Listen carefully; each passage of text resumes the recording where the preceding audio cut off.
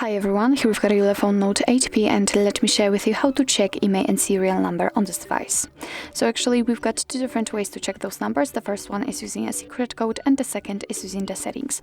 Of course I will show you both. So let's begin with a secret code. We have to enter the dialer, tap on the keypad and enter the code, which is *##06#.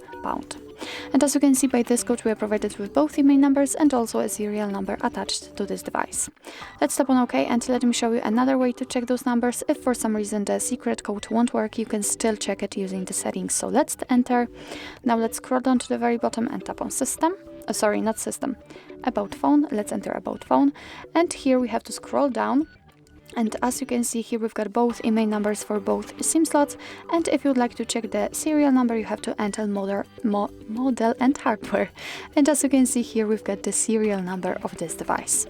So actually, this is it. This is how to check IMEI and serial number in your ULEFONE Note 8P.